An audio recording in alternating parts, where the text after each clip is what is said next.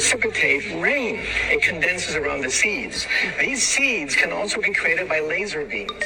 By firing trillion-watt lasers, you rip apart the electrons, creating what are called ions, and these ions act like seeds, like dust particles, bringing down rain and even lightning. Katie, go ahead. Right there, it's kind of a sweeper. It's got multiple beams and it's sweeping back. We are awaiting the arrival of major Category 4 Hurricane Helene. This thing is an absolute monster. But take a look at...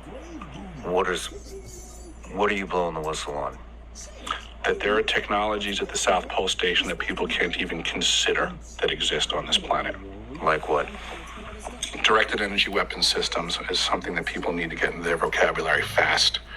The ice cube neutrino detector is not simply a passive listening device as presented for the science that they're claiming it to do. It also has the capacity to transmit. There are embedded in the ice what are called digital optical modules, DOMs. They're about the size of a basketball. The array embedded in the ice is 1 kilometer by 1 kilometer by 1 kilometer. It is the world's largest telescope. And now, because we have proven that it can transmit, it's the world's largest directed energy weapons system.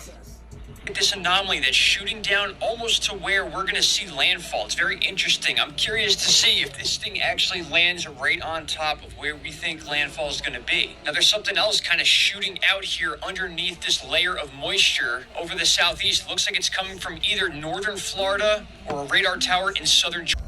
Is the world's largest lithium deposit, and the DoD just entered into an agreement with this company right here to mine lithium for electric cars starting in 2025.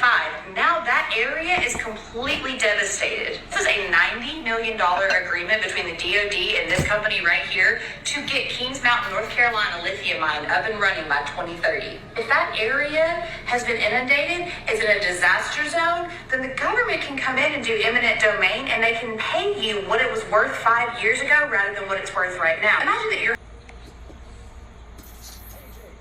When Finn finishes this dungeon, play this tape for him.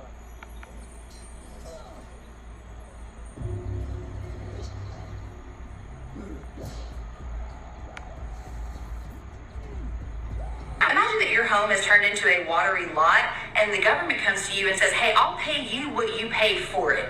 You're going to take it and you're going to go, right?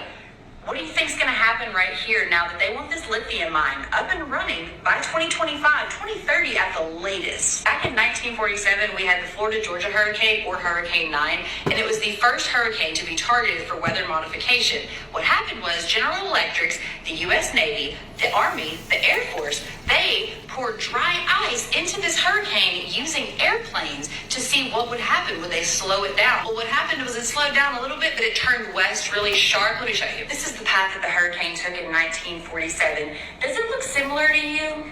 Probably not. It's a coincidence, right? Moving on. I'm sure this is just another coincidence, but do you know who owns the most shares in that lithium mine?